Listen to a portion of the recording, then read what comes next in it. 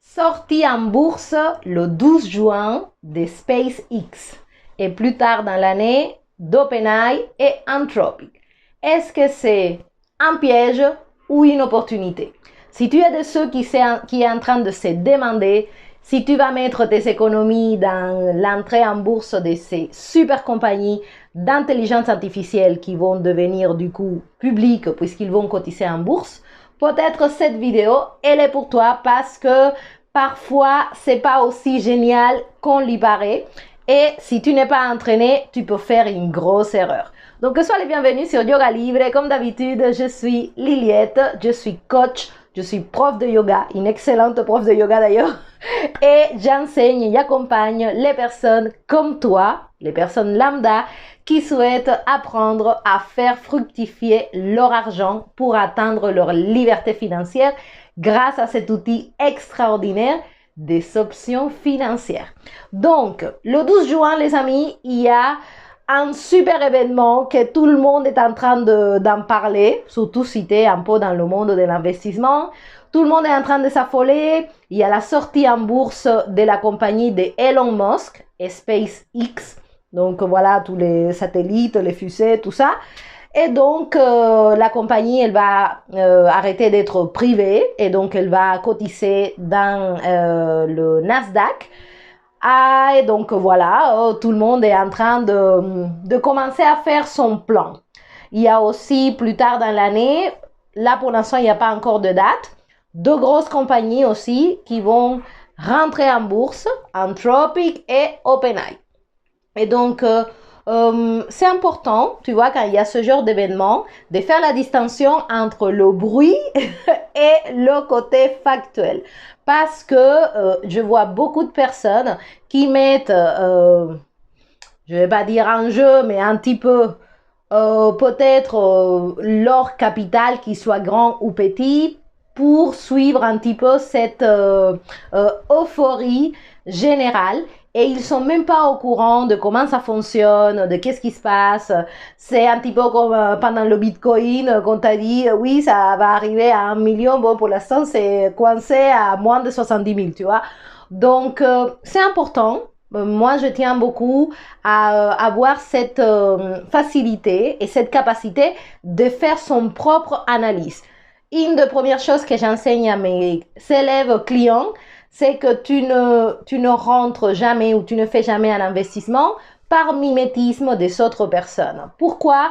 Parce que le marché connaît que toi, tu n'en sais rien et donc, il va prendre tes sous et tu vas dire « Ah, mais c'est pas pour moi, qu'est-ce qui n'a pas marché? On m'a dit que c'était bien. » Ah ben oui, bien fait pour toi parce que tu n'as pas suivi des bases qui sont très, très, très importantes. Beaucoup de personnes veulent se lancer dans l'investissement au lieu de se lancer dans l'apprentissage de l'investissement. Parce que ça change tout.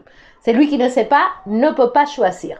Et donc, malgré que tu vas entendre que la compagnie de SpaceX, bah, ça va être la plus grosse rentrée en bourse jamais enregistrée, que ça va cotiser à je ne sais pas combien de billions, ou que ça va faire, comment dire... recopilar, j'ai pas le mot en français, ça va faire rentrer en gros une certaine quantité d'argent sur le marché. Toi, en tant qu'investisseur, en tant que personne lambda, tu dois protéger ton capital. Et donc, c'est important de connaître quelque chose qui se passe quand les actions, elles passent de cet statut de privé à public. Et donc, je vais t'inviter à me suivre parce que je vais te montrer en direct avec une compagnie qui est sortie publique là il y a 15 jours, aussi dans le monde de l'intelligence artificielle, etc. Je vais te montrer qu'est-ce qui risque de se passer et comme ça, peut-être que tu penseras deux fois pour ne pas tomber dans le piège. Parce que on est dans un monde, surtout dans les marchés financiers, où il y a des, on va dire, des grosses institutions qui brassent énormément d'argent et de capital. On a aussi des fonds qui suivent les tendances. On a des algorithmes qui se déclenchent automatiquement, tu vois, quand il y a certains paliers, certains niveaux des prix. Et donc, comment tu peux te retrouver dans tout ça? Est-ce que quelque part, le fait que tu n'aies pas une vision claire ne fait pas de toi une proie facile? Et je crains que oui, parce que énormément de personnes se mettent à investir sans graphique, sans connaître si on est dans une zone chère, si on est dans une zone pas chère. Et c'est précisément ça qui se passe quand une compagnie rentre en bourse. Il n'y a pas d'historique. C'est la première fois. Donc, il faut un petit peu de temps pour que ce qu'on appelle les moyennes mobiles, c'est tu vois, des lignes qui nous montrent quand est-ce qu'on est dans une zone d'achat ou dans une zone de vente.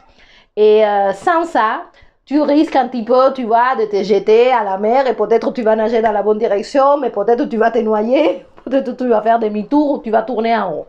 Donc, les moyennes mobiles, c'est indispensable. Si tu n'as pas de moyenne mobile, c'est un petit peu comme si tu étais dans le noir et tu ne sais pas distinguer ce qui est le haut, ce qui est le bas. Et quand une compagnie rentre directement en bourse, il n'y a pas cet indicateur. Et cet indicateur, il est très important. Donc, ça demande un petit peu de temps pour que ces indicateurs se forment. Et du coup, t'as pas à te, comment dire, t'as pas à te précipiter. C'est pas forcément quand la compagnie elle rentre en bourse qu'il y a la meilleure opportunité. Souvent, tu risques de te faire piéger parce que le marché sait que tu n'en sais rien et que tu vas rentrer, il y a comme une espèce de valve qui s'ouvre pour attirer le monde et les gens bêtes et disciplinés, ils suivent et donc le prix monte et après ceux qui ont les grosses mains, ils vendent, ils sortent, ils prennent ton argent et après tu te retrouves coincé parce que qu'est-ce qui se passe? Le prix, vu qu'il n'y a pas cette continuation, tu vois, des demandes, que c'était plutôt l'euphorie ou la nouvelle ou les spéculations, le prix, il vient contre. Donc, au lieu de monter, si tu achètes une action, il faut que ça monte. Si ça descend, ça va pas. Donc, au lieu de monter, le prix commence à descendre. Et donc, toi, tu restes là, coincé pendant je ne sais pas combien de temps, le temps que les moyennes mobiles se forment. Parce que c'est en tenant compte des moyennes mobiles qu'on décide de rentrer, d'investir, de vraiment faire un investissement sur le long terme. Quand tu achètes une action, tu ne vas pas la vendre 3 jours après parce que la valorisation, elle n'est pas aussi instantanée. Au contraire, dans les options financières, là par contre, c'est merveilleux parce qu'en 15 minutes, tu fais le double, le triple et basta, on n'en parle plus. Mais dans les actions, ça demande un peu de temps. Ça demande un peu de temps. Tu n'attends pas le double de ton investissement comme ça en claquant le doigt. Et donc, c'est important que tu comprennes que tu dois avoir une visibilité et que quand les compagnies rentrent en bourse, certains indicateurs n'y sont pas. Tout simplement. Il n'y a pas d'historique, il faut que la compagnie, elle fasse son histoire, en fait, parce que c'est ça qui te permet à toi d'évaluer quand est-ce que c'est le bon moment pour investir. Parce que dans ce business, mon ami, il faut acheter pas cher et vendre cher. Si tu rentres quand c'est cher, quand tout le monde est parti, bah voilà. Tu bah, t'es dans la merde, hein. Je vais pas te le dire de 36 000 de façon. Donc, je vous invite à me suivre. Je vais vous montrer dans le graphique pour que tu comprennes un petit peu et pour que tu sois, tu vois, conscient que tout le bruit n'est pas bon à suivre. Voilà. Et je dis pas que toutes ces compagnies ne vont pas devenir de super grosses opportunités. Mais l'histoire, les graphiques, le côté factuel m'a montré que c'est pas tout de suite. Et donc, ça joue au niveau des émotions des gens, voilà, leur ignorance aussi. Le marché, il joue beaucoup avec ça pour te faire croire que ça va, voilà, comme SpaceX, ça va aller jusqu'à la Lune.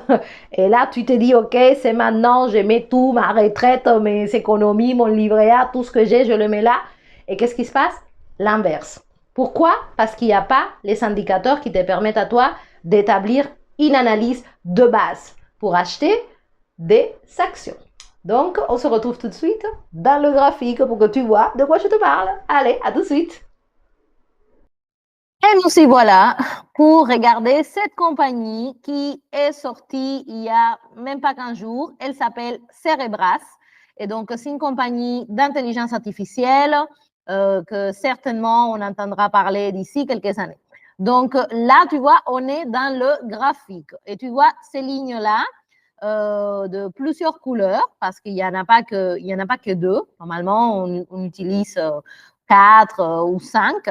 Donc, c'est les moyennes mobiles. Donc, du coup, observe bien. Voilà, je te donne un petit cours là en direct pour que tu vois. Quand Cerebras est sorti en bourse, donc ici, tu vois, il y a la date le 14 mai. La bougie verte, là, c'est l'ouverture ici au prix de 349,93. Donc, on va dire 350 $. Et durant la première heure, Cerebras a atteint 385. Donc, 35 euros de 35 $, pardon, en plus de la cotisation initiale. Donc, du coup, nous avons eu un volume de 5 millions de transactions. C'est sûr que pour l'instant, c'est un peu trop short pour savoir quel est le volume idéal de Cerebras. Mais ce que je veux te montrer, tu vois, c'est que cette bougie verte, qui montrait quand même, elle est bien pleine, tout ce que tu veux, que c'était bien, entre guillemets, elle a été tout de suite, quand l'heure est finie, effacée. Et donc, certainement, les personnes qui sont rentrées ici, qui ont profité de ce mouvement fulgurant, qu'est-ce qu'ils ont fait? Ils ont pris leur rentabilité ici. Et depuis, je t'invite à observer ce qui s'est passé avec Cerebras. Donc, s'il y a quelqu'un qui a décidé de rentrer ici à 385, aujourd'hui, la compagnie, elle vaut déjà 214. Donc, quand même, 100, oui, plus de 100 $ en moins. Donc, sur un investissement, c'est quand même, je veux dire, ça dépend de la quantité d'actions que tu achètes. Mais on a passé de 385 à 214 en même pas 15 jours. OK? Et tu peux voir ici, tu vois, ici, on change la temporalité. Ça, c'est les jours. Chaque bougie représente une journée. Qu'est-ce qu'on observe plutôt? Voilà, des ventes, des cessés d'acheter, mais que après tout de suite, ils sont revendus. Et donc, du coup, Cerebras continue à descendre. Tu vois quand même qu'en journalier, on n'a même pas encore les moyennes mobiles, donc ni des 20 jours, ni des 40 jours, ni des 100 jours, ni des 200 jours. Pourquoi? Parce que c'est trop récent. Et si on va en hebdomadaire, que c'est quand même ce qu'on utilise pour décider si on achète une action sur le long terme, on se base plutôt sur ce qui se passe en hebdomadaire. Ben voilà, en hebdomadaire, si on veut avoir les moyennes mobiles les plus importantes, donc 100 ou 200, ça indique qu'il faut attendre entre 100 et 200 semaines. Et une année à 52 semaines, mon ami. Donc, ces moyennes mobiles importantes qui définissent le sol et le plafond vont apparaître au bout de 2 ans et quelques. Déjà pour que tu aies conscience, en fait. Donc, une fois que les choses vont se stabiliser, on verra le sol se marquer, on verra quel est le prix, parce que ça risque de continuer à descendre. Je te parie tout ce que tu veux, que ça va continuer à descendre pour atteindre un prix qui va devenir plus intéressant pour les investisseurs. Et c'est à ce moment-là, une fois qu'il y aura le sol qui est formé, que là, elle peut commencer à monter. Mais la problématique, c'est que si tu es rentré par là, tu dois attendre que ton investissement récupère la perte et qu'ensuite, ça continue à se valoriser. Bien évidemment, les gens qui sont dans les actions, bah, ils ne sont pas pressés par nature, mais quand même, savoir ça, je pense que ça peut t'éviter de te précipiter parce qu'on peut te dire tout ce qu'on veut, mais voilà, le graphique est là, il n'y a pas de moyenne mobile, ça commence tout juste à se former et pour investir dans des actions, vaut mieux avoir de la visibilité sur le long terme. Pourquoi? Parce que tu ne vas pas sortir la semaine prochaine. Et donc, ces indicateurs-là, ils mettent du temps à se former. Donc, voilà ce que j'avais à te partager pour que, malgré l'enthousiasme général, tu tiennes en compte ça parce que c'est une réalité que les investisseurs entraînés ont en tête. Si toi aussi, tu veux apprendre pour ne pas te faire plumer comme un pigeon, alors là, tu as intérêt à me contacter sur yogalibrecontact@yahoo.com. Je propose un accompagnement complet pour t'apprendre du A à Z, comment faire fructifier ton argent, comment choisir les bonnes actions, comment utiliser cet outil merveilleux que ce sont les options financières. On ne sait même pas encore si Cerebras fait des options, il faudrait que je regarde. Mais dans tous les cas, tu vas vraiment gagner beaucoup plus à t'entraîner, à apprendre, à investir en toi qu'à suivre le mouvement général parce que je suis en train de te démontrer que malgré tout l'enthousiasme, toute l'euphorie, tous les feux d'artifice qu'on va te sortir, tous les records que ça va casser, si ton action ne prend pas tout de suite le mouvement à la hausse, bah, t'es piégé d'entrée. Donc, j'espère que ça vous a servi à tous ceux qui sont intéressés à s'éduquer financièrement. Bah voilà, vous avez mon mail. Si ça vous a plu, bah voilà, vous laissez un petit like pour m'inciter à continuer à partager ces bonnes choses avec les gens lambda qui ne savent pas, mais qui ont tout intérêt à apprendre. Donc, abonnez-vous à la chaîne, likez, partagez et on se retrouve dans un prochain épisode. Et ne te laisse pas entraîner par le bruit général pour ce que te dit ton voisin, parce que souvent, ces gens-là n'ont pas de graphique, ils n'ont pas d'idée des moyennes mobiles, ils n'ont pas d'idée de volume, ils n'ont pas idée de ces stratégies qui te permettent de rentrer avec beaucoup plus de possibilités à ton avantage et pas l'inverse. Voilà les amis, je vous souhaite une excellente soirée. Merci beaucoup et à très bientôt. Bye bye.